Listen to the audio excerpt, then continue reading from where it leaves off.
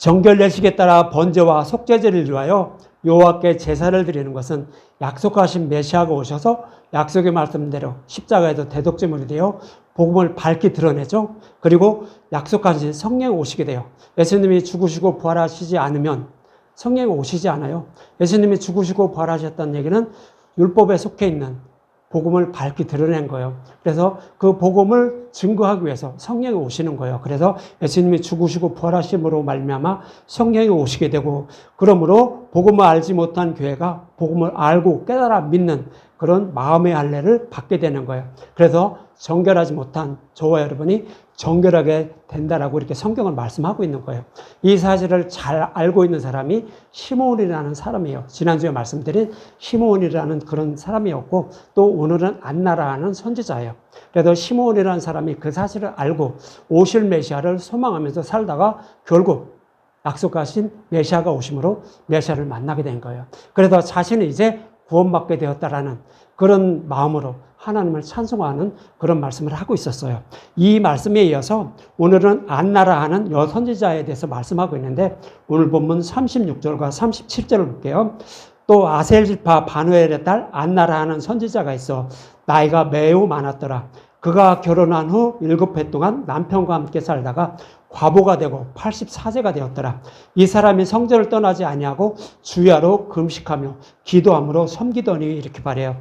먼저 안나라 하는 선지자는 결혼해서 7해 동안 남편과 함께 살다가 과부가 되었다라고 해요. 이것은 영적인 말씀이에요.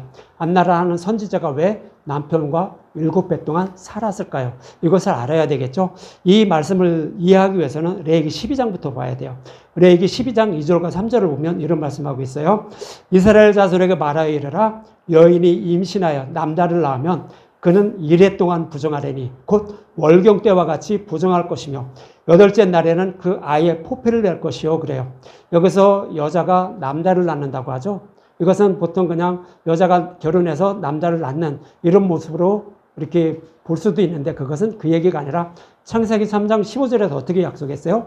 여자의 손으로 메시아를 보내서 사탄의 머리를 밟고 타락한 저와 여러분들을 구원하신다라고 약속을 하셨어요. 그 약속의 말씀대로 구약 교회를 통하여서 약속하신 메시아가 오셨다는 거예요. 그렇게 메시아가 오시더라도 1해 동안 부정하다라고 그래요. 1해는 뭐예요? 1해는 예수님이 죽으시고 부활하기 이전을 말해요. 그래서 예수님은 6째 날에 십자가에서 달려 죽으시고 7째 날에 지옥불에 들어가셨죠. 음부에 들어가셨어요. 우리가 받아야 될 음부에 들어가셨다가 8째 날에 부활하셔요. 그래서 예수님이 죽으시고 부활하기 이전에는 우리는 정결하지 못하더라고요. 그래서 부정한 그 상태로 살아가게 된다라고 이렇게 말하는 거예요. 그러면서 예수님이 죽으시고 부활하신 8째 날이 되면 우리는 포피를 벤다는 거예요. 포피를 벤다는 것은 뭐예요? 육적인 할례를 베푼다라고 이렇게 표현을 하고 있는데, 이것은 마음의 가죽을 베는 거예요.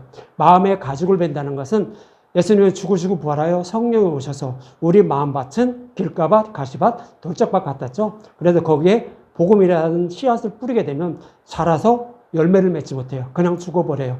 그러니까 그 마음밭을 깨끗하게 개간을 해주는 거예요. 돌도 제거하고 잡초도 제거하고 다 기름진 밭으로 만들어주는 거예요. 누가 하시냐면 성령이 오셔서 그렇게 해주시는 거예요. 그러면 성령이 오셔서 그렇게 해주심으로, 그리고 예수님 십자가에서 밝게 드러낸 복음의 말씀을 뿌려주시고 심겨주시는 거예요. 듣게 만드는 거예요. 그리고 그 씨앗이 자랄 수 있도록 하나님이 해주시는 거예요. 성령님이 해주시는 거예요. 이것이 마음의 할례예요. 그래야만 우리는 믿음에 이르게 돼서 새로운 피조물로 거듭나서 구원받게 된다라고 이렇게 말씀하는 거예요. 이것이 8째 날에 그 아이의 포피를 베라라고 이렇게 모형으로 말씀을 하고 있는 거예요. 그렇게 되므로 우리는 정결하게 된다고요. 이 사실을 알고 있는 사람이 시몬이라는 사람과 안나라는 선지자예요. 그래서 이 안나라는 선지자도 예수님이 죽으시고 부활하심으로 말미암아 정결하게 된다는 것을 알고 있는 거예요. 그러면서 그는 이 안나라는 선지자랑 또 뭐를 알고 있는 거예요? 어제 살고 있던 율법이라는 남편, 그러니까 안나라는 선지자가 같이 살고 있었던 사람은 육적인 사람을 얘기하는 게 아니에요. 영적인 사람, 영적인 율법이라는 남편과 함께 살았던 거예요. 그런데 율법이라는 남편과 함께 살다 보면 율법이라는 남편의 기분을 맞춰줘야 되겠죠. 기분을 맞춰주는 것은 뭐예요? 율법을 다 지키는 거예요. 율법을 다 지켜야 되는데 율법을 지키지 못함을 안나라는 선지자는 알게 된 거예요. 그리고 이 율법이라는 남편과는 살다가는 도저히 안 되겠구나.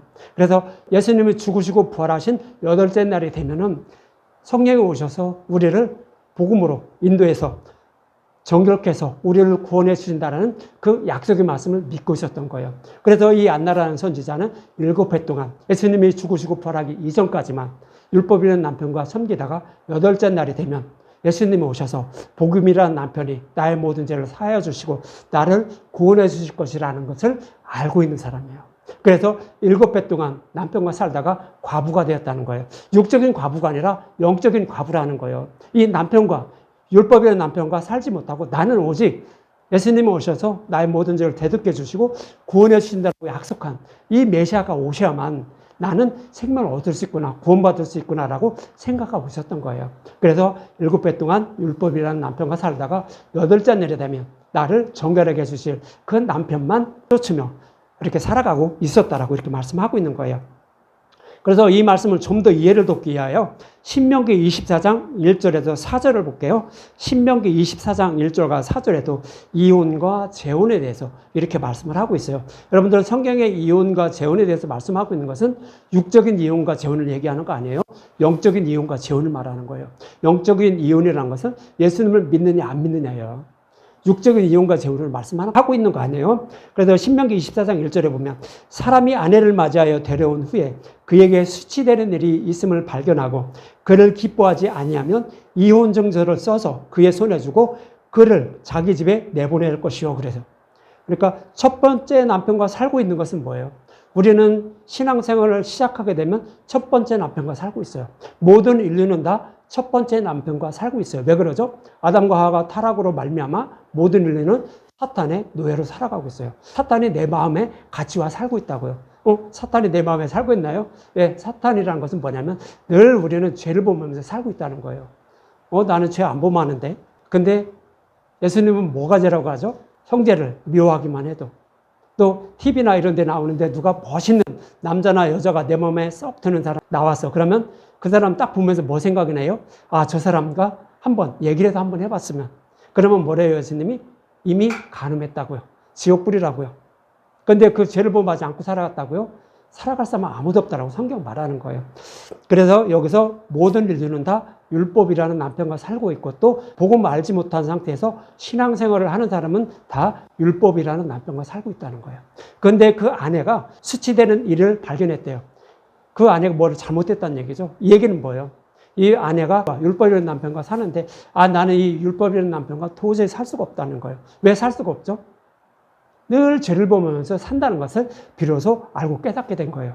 율법이라는 남편과 사는데 죄를 범하지 않고 살아가야 되는데 도저히 죄를 범하지 않고 살아갈 수가 없다는 것을 비로소 깨달은 걸 말해요. 그러면 어떡하라고요? 이 율법이라는 남편은 그에게 이혼 증서를 써주라고요. 그러면 이 여자는 어디로 가요? 이 여자는 교회를 말하는 거예요. 저와 여러분들 말하는 거예요. 저와 여러분들은 그럼 어디로 가요? 내가 율법을 지키지 못하는 것을 알고 깨달으면 어디로 가죠? 복음이라는 남편에게 가는 거예요. 그래서 2절에 이렇게 말하는 거예요.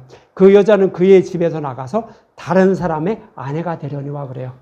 다른 사람은 예수님, 복음이라는 남편을 말해요. 그래서 복음이라는 남편은 왜 우리를 받아줄까요? 하나님이 우리가 율법이라는 법을 온전히 다 지킬 수 없다는 것을 알아요. 그래서 하나님은 그 아들 예수를 십자가에 내어주셔서 우리의 모든 죄를 다 대속해 주시는 거예요. 그리고 우리를 구원하기 위해서 예수님이 오시는 거예요. 예수님이 만약 오시지 않았다면 우리의 열심과 노력으로 구원받을 수 있을까요? 전혀 없어요. 우리가 구원받을 수 있는 길은 오직 예수님 십자가에서 모든 죄를 대속해 주신 거, 이렇게 대속해 주심으로 말미암아 구원받게 되는데 우리는 그 예수님 십자가에서 모든 죄를 대속해 주셨다는 것을 알므로 우리는 구원받게 되는 거예요. 그것이 믿음인 거예요. 그래서 이 교회는 율법을 온전히 지킬 수 없다라는 것을 알고 깨달음으로 이 율법을 온전히 지키지 못하는 그런 자들을 구원하시기 위해서 오신다고 약속한 그 메시아께 가는 거예요. 이 안나라는 선지자도 마찬가지였어요. 율법을 온전히 지키지 못한다는 것을 알므로 율법을 온전히 다 없애주시고 대속해 주시고 구원해 주시기 위하여 오신다라고 약속한 그 메시아를 기다리고 있었던 거예요. 그런 의미로 이제 신명기 24장 2절에 이렇게 말씀하고 있는 거예요. 율법을 못 지키면 예수께로 가라고요. 복음으로 가라고요. 복음으로 가면 그 예수님은 우리가 율법을 못 지켜도 늘 죄를 범하면서 살아간다 할지라도 우리를 신부로 삼아준다고요. 구원해 주신다는 얘기예요. 그런 예수님께 나가라고 이렇게 말씀하고 있는 거예요. 이렇게 복음이라는 신랑과 함께 살면 이제 절대로 떠나지 말라라고 이어지는 3절과 4절에 이렇게 말해요.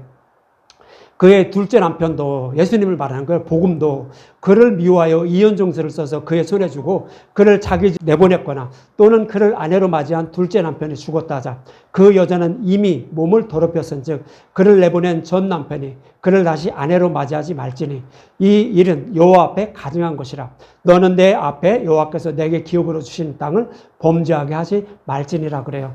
그래서 여기서 둘째 남편도 같이 못 살라고 하죠. 그래서 이혼 증서를 써줬거나 둘째 남편이 죽었다고 해요. 이 얘기는 뭐예요?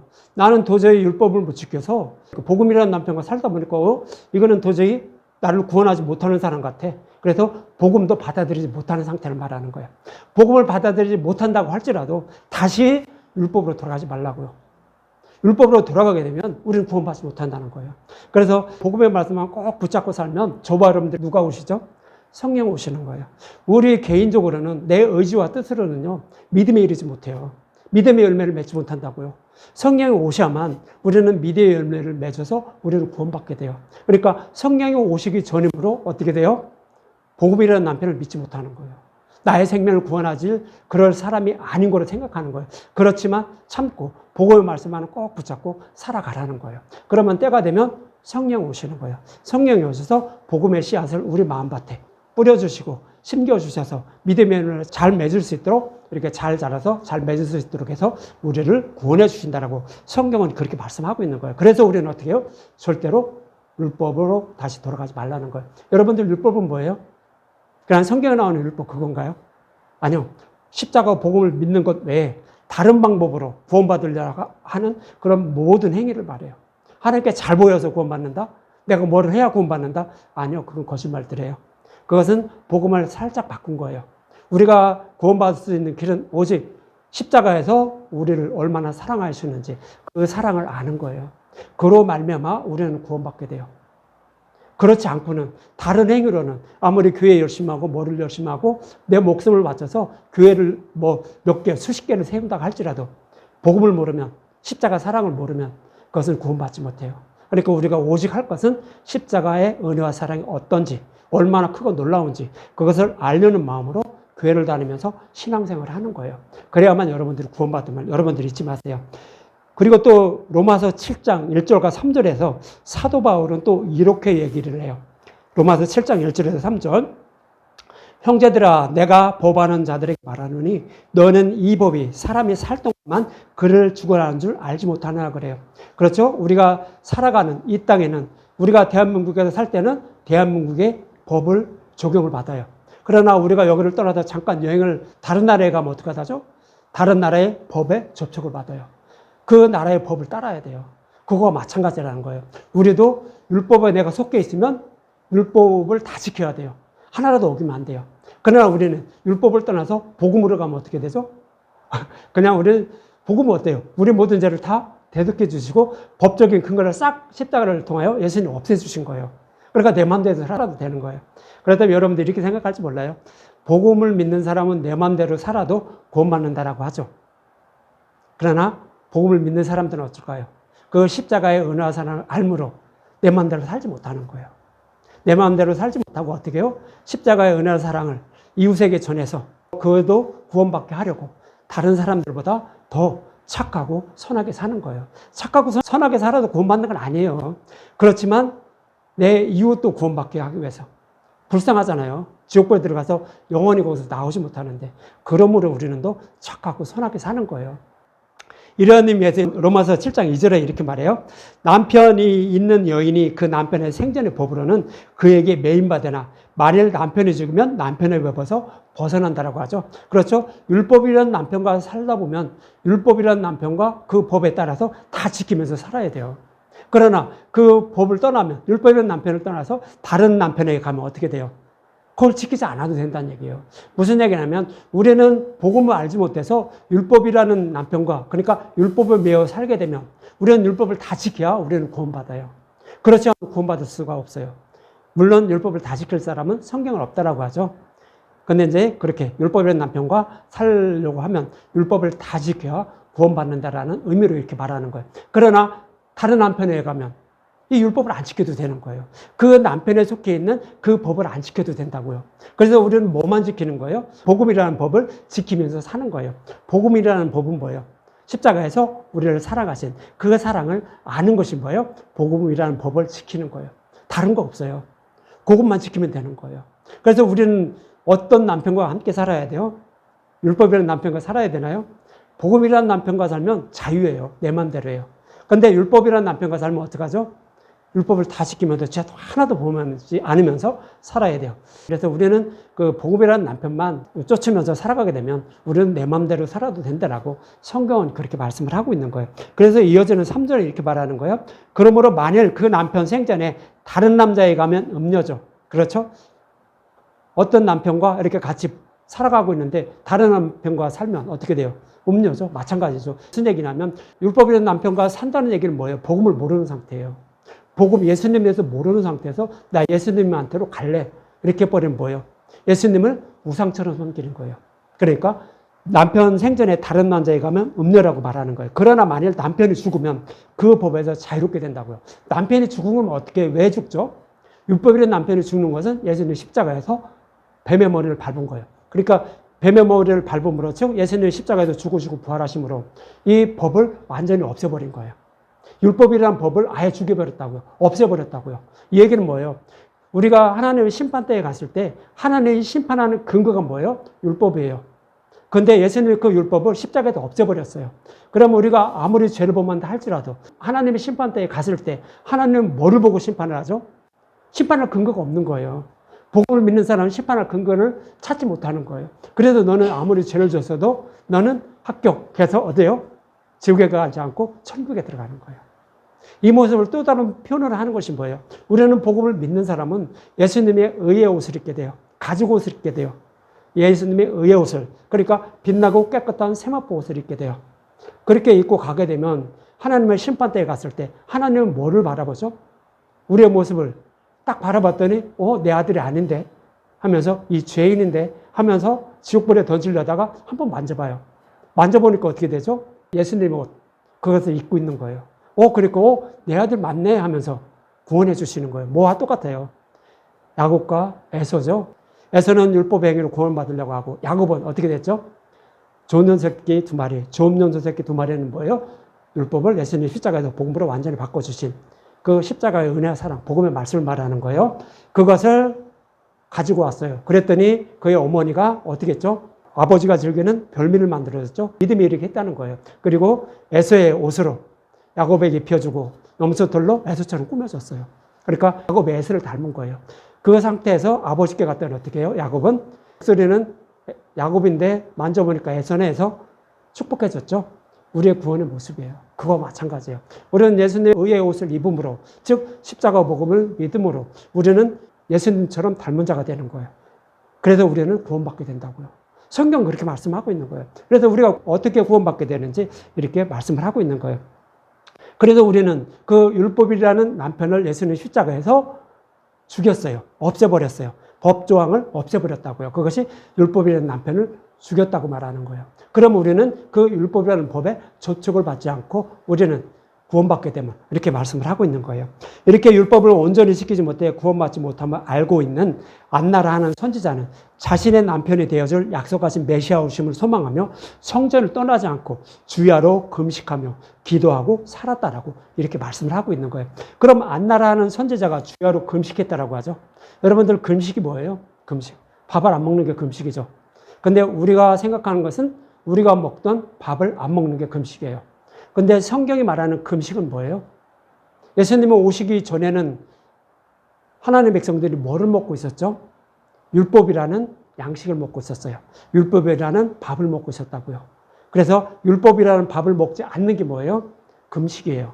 성경에서는 그것을 금식이라고 말하는 거예요. 그래서 이 말씀을 이사야 58장 6절과 7절에 이렇게 말씀하고 있어요. 내가 기뻐하는 금식은 흉악의 결박을 풀어주며 멍에의 줄을 끌어주며 앞제당하는 자를 자유하게 하며 모든 멍에를 꺾는 것이 아니겠느냐. 또 줄인 자에게 내 양식을 나눠주며 유리하는 빈민을 집에 들이며 헐벗은 자를 보면 입히며 또 내 골육을 피하여 스스로 숨지 아니하는 것이 아니겠느냐 그래요. 여기서 문자적으로 보면 뭐래요? 어려운 사람들, 먹을 양식이 없고 저기한 사람들 도와주고 사는 것이 금식이라고 이렇게 성경은 표현하고 있어요. 이것은 모형으로 그려주고 있는 거예요. 여기서 헐벗고 먹지 못하고 먹을 것이 없는 사람들은 뭐예요? 아직 복음을 먹지 못하는 사람들, 복음이 무엇인지 알지 못하는 사람들을 말하는 거예요. 그래서 여기서 흉악의 결박을 풀어주는 것은 우리는 다 복음을 알지 못하는 상태는 다 사탄의 노예로 살아가요. 사탄의 노예로 살아간다는 것은 늘 죄를 범하면서 살아간다는 거예요. 죄를 범하면서 살아간다는 것은 뭐예요? 전쟁에서 포로들을 포성줄로 묶죠. 그 모습과 똑같다는 거예요. 복음을 알지 못하는 사람은 포성줄에 묶여있는 사람과 똑같다는 거예요. 그래서 그는 자기 마음대로 살아갈 수 있나요? 결국 그는 죽임을 당하거나 그냥 다른 데 노예로 이렇게 그냥 팔려갈 수밖에 없는 거예요. 그래서 거기서 풀어줄 수 있는 방법은 뭐예요? 복음을 알고 깨닫게 하는 거예요. 그래서 그에게 복음을 전해주는 거라고요. 그래서 복음을 전해주는 것이 뭐예요? 금식이에요. 그가 금식할 수 있도록 만들어주는 거라고요. 그래서 가난하고 뭐 헐벗고 이렇게 또 그런 사람들에게 양식을 주고 이렇게 하라는 얘기는 다 복음의 말씀을 전해주라는 거예요. 그래서 성경이 말하는 금식은 뭐냐면 지금까지 먹고 있던 복음 말고 다른 복음을 따르는 곳에서 거기서 돌이키는 거예요. 그 말씀을 먹지 않고 오직 진리의 말씀만 먹는 것이 뭐예요? 성경에서 말하는 금식이에요. 그런 뜻으로 이사야 58장 6절과 7절에서는 이렇게 말씀을 하고 있는 것입니다. 예수님도 동일하게 말씀하고 있어요. 예수님도 마태복음 9장 14절과 15절에 이렇게 말씀하고 있어요. 그때 요한의 제자들이 세례 요한의 제자들 말하는 거예요. 예수께 나와 이르되 우리와 바리새인들은 금식하는데 어찌하여 당신의 제자들은 금식하지 아니하나이까. 예수께서 그들에게 이르시되 혼인집 손님들이 신랑과 함께 있을 동안에는 슬퍼할 수 있느냐. 그러나 신랑을 빼앗길 날이 이르리니 그때는 금식할 것이라 그래요. 요한의 제자들이 율법에 나온 대로 성경의 말씀대로 늘 일주일에 2번씩 금식하면서 이렇게 살아가고 있었는데 예수님의 제자들은 금식을 안 해요. 그렇게 이렇게 묻는 거예요. 그렇게 예수님이 말씀하는 거예요. 혼인집 손님들이 신랑과 함께 있을 때는 예수님이 우리의 신랑이죠. 그리고 제자들은 다 예수님을 따르고 있는 자들은 다 누구예요? 혼인집 신랑들이에요. 혼인집 신랑들을 이렇게 같이 있어서 예수님은 그에게 뭐를 나눠줘요? 복음의 말씀을 지금 나눠주고 있는 거예요. 복음의 말씀을 전해주고 있는데 다시 말씀드리면 무슨 얘기냐면 그들은 제자들은 예수님을 따르고 있는 자들은 다 금식하고 있다는 거예요. 어떤 금식을 하고 있는 거죠? 그동안 먹고 있던 율법이라는 것을 먹지 않고 있고 오직 진리의 말씀, 복음의 말씀만 먹는 거예요. 그래서 그들은 금식하고 있다는 그런 의미에서 혼인집 손님들이 신랑과 함께 있을 동안에는 슬퍼할 수 없다라고 이렇게 말씀하고 있는 거예요. 이미 그들은 금식하고 있어 이렇게 말하는 거예요. 그런데 언제 금식하라고요? 신랑을 빼앗길 날에 금식하라는 거예요. 신랑은 어떻게 빼앗기죠? 예수님이 십자가에서 죽으시고 부활 승천하게 되면 복음을 아는 사람이 아무도 없겠죠. 그리고 또 다른 복음만 전하는 상태. 그때는 신랑을 빼앗기는 날이에요. 진리의 말씀이 선포되지 않는, 진리의 말씀이 있다는 얘기는 예수님이 함께 거한다는 얘기예요. 그러니까 예수님이 함께 거하지 않는 다른 복음을 전하는 그 상태가 신랑을 빼앗기는 날이에요. 이때는 어떻게 해야 돼요? 다른 복음을 먹지 않고 오직 진리의 말씀만 먹게 해달라고 주님께 기도하면서 그렇게 살아가라고요. 그것이 금식이라고요. 그렇게 살아가는 것이 금식이지 지금 복음의 말씀을 선포하고 있는데 왜 금식을 논하고 있냐는 거죠. 이들은 이미 금식을 하고 있다라고 예수님도 그렇게 말씀을 하고 있는 거예요. 이처럼 금식은 다른 복음을 따르는 것을 말하는 것으로 안나라 하는 선지자는 다른 복음을 따르지 않고 오직 자신을 죄에서 구원해 주실 약속하신 메시아를 소망하며 살고 있다는 뜻으로 안나라 하는 선지자는 성전을 떠나지 않고 주야로 금식하고 또 기도하며 살아가고 있다라고 이렇게 말하고 있어요. 그래서 여러분들 기도는 또 뭐죠? 성전을 떠나지 않고 기도한다라고 이렇게 말하는데 성전은 만민이 기도하는 집이라고 말씀하고 있죠. 이사야 56장 7절에 보면 내 집은 기도하는 집이라고 이렇게 말씀을 하고 있어요. 이사야 56장 7절에 보면 내가 곧 그들을 나의 성산에서 인도하여 기도하는 내 집에서 그들을 기쁘게 할 것이며 그들의 번제와 희상을 나의 제단에 기꺼이 받게 되리니 이는 내 집은 만민이 기도하는 집이라고 말하죠. 성전이 성막이 만민이 기도하는 집이라고 그래요. 정말 기도하는 집이죠. 왜 기도하는 집이 될까요? 성전이나 성막에 드리는 제물들은 어떤 의미를 담고 있어요? 내 모든 죄를 전가받아서 여호와께 드려지는 거죠. 그러므로 내 죄를 온전히 사함받게 되는 거예요. 이것을 모형으로 그려주고 있는 거예요. 그래서 이 제단에 드려지는 제물처럼 약속하신 메시아가 오셔서 우리의 모든 죄를 다 대속해서 나를 구원하여 주시옵소서 하면서 기도하면서 살아가는 것이 어디예요? 성전, 성막이었다고요. 그래서 내 집은 기도하는 집이라고 이렇게 말씀을 하고 있는 거예요. 그래서 이 사실을 잘 알고 있는 안나라 하는 선지자는 율법이라는 신랑과 이혼하고 자신의 신랑이 되어주시기 위하여 오실 메시아를 소망하면서 성전을 떠나지 않고 다른 복음을 따르지 않으면서 기도하면서 이렇게 살아갔다라고 이렇게 말씀을 하고 있는 것입니다. 그래서 마침내 안나라는 선지자는 약속하신 메시아를 만나죠. 그래 오늘 본문 38절에 이렇게 말하는 거예요. 마침 이때에 나와서 하나님께 감사하고 예루살렘의 성령을 바라는 모든 사람에게 그에 대하여 말했다라고 이렇게 말하죠. 그래서 결국 이 안나라 하는 선지자는 약속하신 메시아를 만나게 되는 거예요. 그래서 만나서 이 약속하신 메시아를 이렇게 전했다라고 이렇게 말하는 거예요. 저와 여러분들도 마찬가지예요. 저와 여러분들도 이 성경에서 이렇게 약속하시고 오직 누리기 없는 복음의 말씀만 먹고 따르면 약속하신 말씀을 다 이루어지신 예수님에 대한 그 말씀, 그것이 복음의 말씀이에요. 거기서 다른 거 추구하는 것은 다른 복음이에요. 하나라도 추구하면 다른 복음이에요. 그래서 그 약속의 말씀만 꼭 붙잡고, 그러니까 누리기 없는 복음의 말씀만 듣고 먹으면서 나를 구원하여 주시옵소서 하면서 기도하면서 살아가는 거예요. 그러면 저와 여러분들에게 때가 이르면 성령 오셔서 복음의 말씀을 깨달아 믿게 해요. 그래서 우리를 구원해 주신다고요. 안나라는 선지자도 그렇게 함으로 말미암아 결국 예수님을 만나게 돼서 하나님을 찬송하는 그런 말씀을 이렇게 말씀을 하고 있는 거예요. 안나라는 선지자처럼 약속하신 메시아를 만난 사람들이 기뻐할 것이라고 말하고 있는 것이 이사야 56장 9절인데 6절부터 한번 간단하게 살펴볼게요. 이사야 25장 6절. 만군의 여호와께서 이 산에서 만민을 위하여 기름진 것과 오래 저장했던 맑은 포도주로 연회를 베푸시리니 곧 골수가 가득한 기름진 것과 오래 저장했던 맑은 포도주를 하실 것이며 그러죠. 맑은 포도주로 연회를 베푼대요. 잔치를 베푼대요. 복음의 잔치를 베풀어 주는 걸 말해요. 그럼 오래 저장했던 맑은 포도주는 뭐예요? 창세전에 약속하신 메시아 언약을 말해요. 메시아 언약의 말씀대로 약속하신 메시아가 오셔서 십자가에서 모든 죄를 대속해 주시고 죽으시고 부활하심으로 말미암아 율법을 복음으로 바꿔준 거예요. 그러면 이제 새로운 포도주, 새 포도주가 되는 거예요. 그러면 그거로 잔치를 베풀어 준다는 거예요. 그것은 뭐예요? 복음의 잔치를 베풀어 주실 것을 이렇게 이사야 25장 6절에서 말씀하고 있는 거예요. 그래서 이 약속의 말씀을 믿고 어렵다 여김을 받은 사람이 누구였어요? 아브라함이었어요. 아브라함은 믿음의 조상이라고 하죠.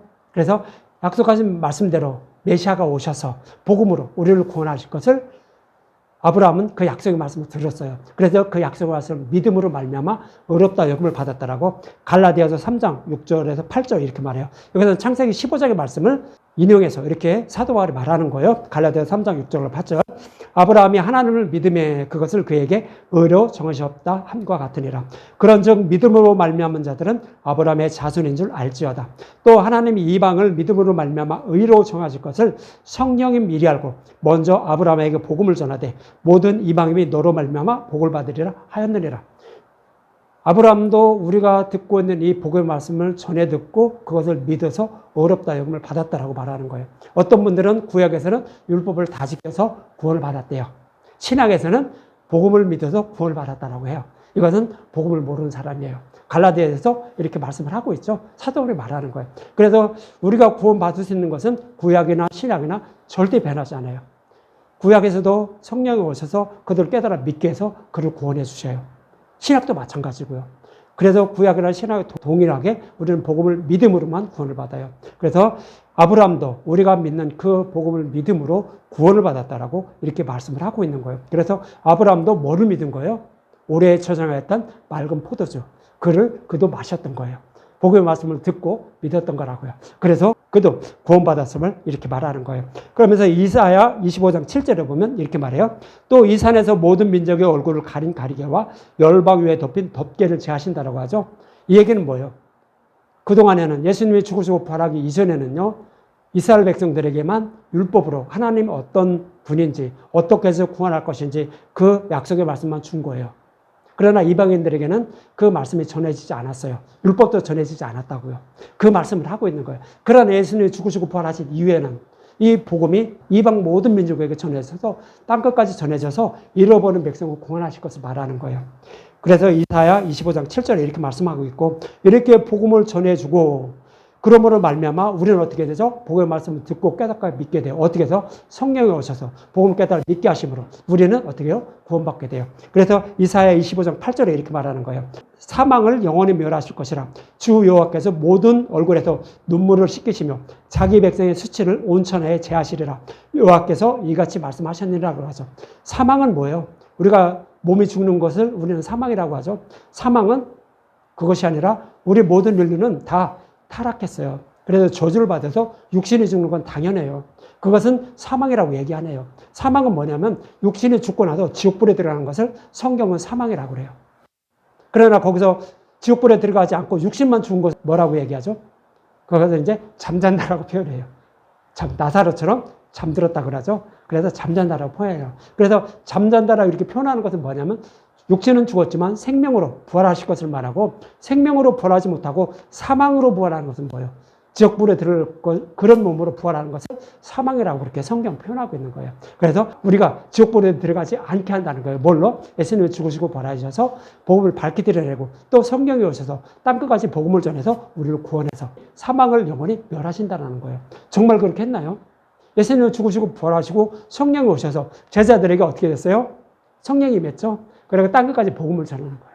그 복음의 말씀을 들은 사람은 어떻게 돼요? 듣고 믿은 사람은 사망에 이르지 않는 거예요. 생명으로 부활한다고요. 이 말씀대로 그대로 다 이루어지고 있잖아요. 그 말씀을 하고 있는 거예요. 그래서 우리를 이렇게 구원하신다는 약속의 말씀을 믿고 있는 사람들이 위로를 기다리는 자예요. 그래서 그런 사람들은 예수님을 만나게 된다고, 복음을 만나게 된다고 이어지는 25장 9절에 이렇게 말해요. 그날에 말하기를 우리는 우리의 하나님이라. 우리가 그를 기다렸다고요. 어떤 메시아를 기다렸죠? 오래 저장했던 맑은 포도주로 사망을 영원히 멸한다고 했죠. 그리고 그 복음을 땅끝까지 전해서 구원하신다라고 약속했잖아요. 누구를 보내서? 메시아를 보내서. 그래서 그 약속하신 메시아를 기다리고 있었다고요. 그래서 우리는 그를 기다리고 있었다고요. 그래서 그가 우리를 구원하신다고요. 약속하신 메시아가 오시면 우리를 구원해 주신다고요. 약속의 말씀대로 다 이루어 주신다고요. 이는 여호와라. 우리가 그를 기다렸으니 우리는 그의 구원을 기뻐하며 즐거워한다고요. 그래서 우리는 이렇게 약속하신 메시아가 오셔서 십자가를 통하여 복음을 밝히 드러내고 성령이 오셔서 깨달아 믿게 하심으로 우리는 구원받게 된다라고 이사야 선지자 그 전에도 다 말씀하고 있었어요. 모형과 그림자로 말씀하고 있었기 때문에 우리는 그냥 문자적으로 보면 그것을 알지 못했을 뿐이에요. 이렇게 구원하신다는 것을 기다리는 사람들은 기뻐하고 즐거워한다는 거예요. 왜 기뻐하고 즐거워하죠?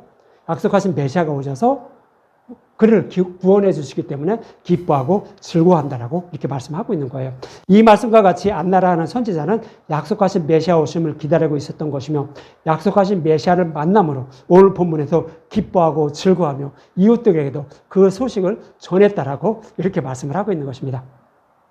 이런 안나라는 여선지자처럼 약속하신 메시아를 소망하면서 기다리다가 약속하신 메시아를 만난 사람이 있어요. 누구였어요? 사마리아 여자였죠. 요한복음 4장 18절에 보면 이런 말씀하고 있었어요. 요한복음 4장 18절에 보면 예수님이 사마리아 여자를 만나게 되죠. 그래서 이렇게 얘기해요. 너에게 남편 5이 있고 지금 있는 자도 내 남편이 아니니 내 말이 참되도다 그러죠. 사마리아 여자는 창녀였나? 왜 남편이 이렇게 많죠? 남편 5이라고 하죠. 그냥 문자적으로 보면 그런 의미인데 그 얘기가 아니에요. 여기서 남편 5이라는 것은 사마리아 지역 사람들이 다른 신을 섬기고 있었어요. 5종류였어요. 그래서 그 신이 혹 약속하신 메시아는 아닐런지 이 사마리아 여자는 약속의 말씀을 붙잡고 나의 생명을 구원하실 그 메시아가 아닌지 다 섬겨본 거예요. 이 신도 섬겨보고 저 신도 섬겨보고 사마리아 지역에 있는 5신을 다 섬겨본 거예요. 그러나 내 목마름을 해결해 주지 않은 거예요. 해결해 주지 못한 거예요. 이것을 내 남편이 5이 있다라고 말하는 거예요. 그러면서 6번째 신랑과 함께 살고 있대요. 6번째 신랑은 야곱이라는 우물물을 마시고 있었다는 거예요. 그 조상들이 마시고 있던 우물물을 마시고 있다는 거예요. 이 얘기는 뭐예요? 율법으로 하나님을 섬기고 있으면 혹 내 목마름을 해결해 주지 않을까 하고 율법으로 하나님을 섬기고 있었다고요. 그것이 6번째 남편이에요. 그랬는데 그것을 계속 마시고 있었는데 누가 오신 거예요? 약속하신 메시아가 온 거예요. 7번째 신랑 예수님을 만나게 된 거예요. 그래서 이 사마리아 여자도요, 약속하신 메시아가 오셔서 나의 모든 죄를 대속해 주시고 구원해 주신다라는 그 약속의 말씀을 꼭 붙잡고 이렇게 살아간 사람이 누구였어요? 사마리아 여자였어요. 그래서 결국 누구를 만났어요? 약속하신 메시아, 예수님을 만난 거예요. 그래서 결국 구원을 받게 되는 거예요. 저와 여러분들도 창세전에 약속하시고 약속하신 말씀은 십자가를 통하여 다 이루어지신, 그러므로 나는 그 복음을 믿음으로 구원받게 된다는 것을 알고, 그것을 잊어버리면 안 돼요. 그것을 알고 그 메시아가 지금 다 오셔서 다 이루어 주셨지만 그 복음을 알고 깨닫게 해서 나를 구원하여 주시옵소서 하면서 기도하면서 그 약속의 말씀만 꼭 붙잡고 살아가는 거예요. 그러면 때가 차면 저와 여러분들에게 성령이 오셔요. 그러면 이 복음의 말씀을 깨달아 알게 해요. 이 사마리아 여자도 똑같은 그렇게 하다가 결국 신랑을 만나게 된 거예요. 그래서 이 사마리아 여자는 어떻게 돼요? 물동이를 버리고 마을로 내려가서, 동네로 내려가서 내가 예수를 만났다라고 이렇게 전했다고 하죠. 물동이를 버린 건 뭐예요, 여러분들? 물동이는 그동안 율법이라는 물동이, 그것을 먹고 그것을 마시고 있었다는 거예요. 이제 그걸 안 마셔도 어떻게 된다고요? 목마름을 해결받았으니까 상관없다는 거예요. 그래서 우리가 마시는 일반 물을 말하는 게 아니에요. 우리가 마시는 복음의 말씀, 율법이냐 다른 복음이냐 진리의 말씀이냐는 거예요. 그동안 이 사마리아 여자는 다른 복음만 따르고 있었어요. 그래서 물동을 늘 이고 다녔다고요. 무거운 짐을 지고 다녔다고요. 그러나 이제는 예수님을 만나니까 어떻게 돼요? 무거운 짐을 벗어버리고 이제 그거 필요 없죠. 왜요? 이 마음에서, 가슴에서 늘 생수가 솟아나요. 그러니까 물동이가 필요 없다라고 이렇게 말씀을 하고 있는 것입니다. 이렇게 율법에 따라 정교일 예식을 마치고 나사렛 동네로 이제 아기 예수는 돌아갔다라고 오늘 보면 39절을 말해요. 39절에 보면 주의 율법을 따라 모든 일을 마치고 갈릴리로 돌아가 본 동네 나사렛에 이르리라 그러죠. 결국 그 아기 예수는 정교일 예식을 다 마치고 그리고 자기 동네로 돌아갔다라고 말해요. 이렇게 말씀하고 있는 것은 누가는 시몬이라는 사람과 안나라는 선지자를 통하여 예수님이 약속하신 메시아임을 증거하고 있어요. 성경에는 두세 사람의 입으로 그것이 확실함을 증거하라고 이렇게 말씀하고 있었죠. 신명기 19장 15절에 보면 사람의 모든 악에 관하여 모든 죄에 관하여는 한 증인의 입으로만 정할 것이 아니에요. 두 증인의 입으로나 또는 세 증인의 입으로 그 사건을 확정할 것이며 그러죠. 그래서 율법에 의하면 두세 증인의 입으로 그것이 확실함을 증거하라고 하니까 이 누가도 안나라는 선지자와 시몬이라는 사람을 예를 들어가지고 그 사람을 증거해서 예수님이 약속하신 메시아임을 오늘 본문에서 이렇게 증거를 하고 있는 것입니다. 그러면서 이어지는 40절에 다음 얘기가 이렇게 나올 거야 라고 40절에 말하는 거예요. 아기가 자라며 강하여지고 지혜가 충만하며 하나님의 은혜가 그 위에 있더라고 그러죠. 이제 할례를 받고 그리고 이제 예수님이 점점 자라가죠. 아기가 자라가죠. 그러면서 이 예수는 뭐를 알게 되는 거예요? 예수님이 이 땅에 오신 목적, 그 이유를 알게 되는 거예요. 그래서 그 이유가 무엇인지 다음 주에 말씀하고 있어요. 그래서 그 말씀을 증거하기 위해서 오늘 보면 40절에 그렇게 말씀을 하고 있는 것입니다. 이처럼 누가는 예수님이 죄인들을 구원하기 위하여 오신 메시아임을 두 증인의 입을 들어 증거를 하고 있는 것입니다. 이렇게 창세전에 약속하시고 약속하신 말씀을 십자가를 통하여 다 이루어진 예수님이 약속하신 메시아이며 우리의 구원자임을 여러분들 잊지 마시고 오직 십자가만 꼭 붙들고 살아가서 안나라는 선지자처럼 시몬이라는 사람처럼 예수님을 만나서 구원을 받는 그리고 하나님을 찬양하며 살아가는 저와 여러분이 되시기 바랍니다.